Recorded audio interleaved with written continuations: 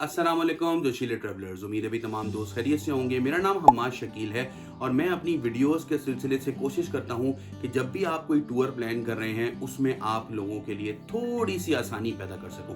दोस्तों, आज की इस वीडियो टॉपिक के अंदर मैं आप लोगों को सिर्फ ये समझाने की कोशिश करूंगा कि क्यों वीज़ा कंसल्टेशन जो है वीज़ा अप्लाई करने से पहले लेना बहुत ज़्यादा ज़रूरी है और किस तरह से वीज़ा कंसल्टेशन जो है वो आपको बहुत ज़्यादा चीज़ों से बचा लेती है। तो आइए दोस्तों, आज की वीडियो का आगाज़ करते हैं और इस वीडियो के अंदर मैं आप लोगों को यही सारी चीज़ें समझा रहा हूँ। तो दोस्तों, सबसे पहले आप लोगों ने ये देखना है कि अगर आप वीज़ा अप्लाई कर रहे हैं तो आपको वीज़ा कंसल्टेशन क्यों लेनी चाहिए।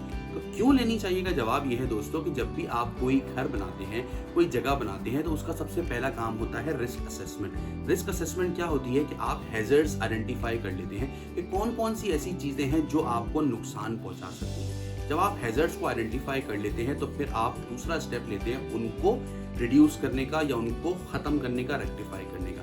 तो कंसल्टेशन भी कुछ यही करती है।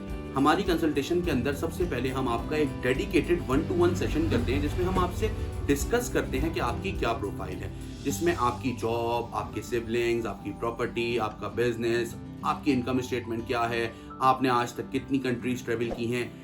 देन उन इंफॉर्मेशन की बिहाफ पे हम आपको बताते हैं कि क्या आपको वीज़ा भी अप्लाई करना चाहिए या नहीं करना चाहिए। अगर तो आपको वीज़ा अप्लाई नहीं करना चाहिए, जिस कंट्री का आप सोच के आए हैं, तो फिर किस कंट्री का वीज़ा अप्लाई करना चाहिए। और अगर अभी हमें लगता है कि अभी आप किसी भी बड़ी कंट्री का वीज़ा नहीं अप्लाई करना चाहिए, तो आपका रूट मैप क्या होना चाहिए कि जिसको मतलब कि चलते हुए जिसके ऊपर आप एलिजिबल हो जाएंगे आगे कुछ सालों में जाके या थोड़े अरसे में जाके कि आप किसी बड़ी कंट्री का वीज़ा अप्लाई कर सकें। हालिया अभी दोस्तों मैंने पिछले कुछ दिनों के अंदर एक वीज़ा कंसल्टेशन की जिसमें मेरे क्लाइंट की बहुत अच्छी प्रोफाइल थी, उनकी इनकम स्टेटमेंट भी अच्छी थी, उनका जो है वो टैक्स डॉक्यूमेंट्स भी बहुत अच्छे थे। स्टिल मैंने उनको रिकमेंड नहीं किया कि वो वीज़ा अप्लाई करें। उसका रीज़न ये था कि उनकी ट्रैवल हिस्ट्री बिल्कुल भी नहीं थी और उनको विजिट करना था यूके।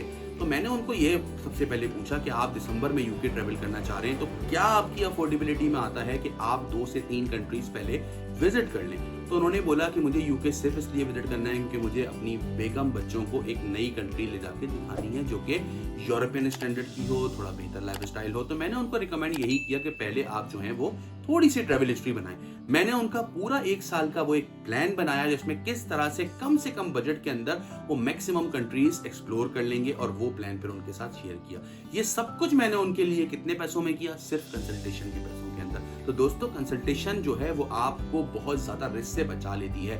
हम ना सिर्फ आपको कंसल्टेशन के अंदर फ्यूचर का बताते हैं बल्कि कंसल्टेशन के अंदर जो पास्ट की गलतियां आपसे आपकी प्रोफाइल के हवाले से हो गई हैं उनके बारे में भी आपको आगाही दे रहे होते हैं, उनके बारे में भी आपको बेहतर अंदाज में एक्सप्लेन कर रहे होते हैं। तो दोस्तों, अगर आप भी कहीं का भी वीज़ा अप्लाई करना चाह रहे हैं तो देर मत करें, सबसे पहले अपनी कंसल्टेशन बुक करें 03333599 पे ताकि आप भी रिस्क से बच सकें। आई होप सो ये वीडियो आप लोगों को पसंद आई होगी। अपना बहुत ख्याल रखिएगा।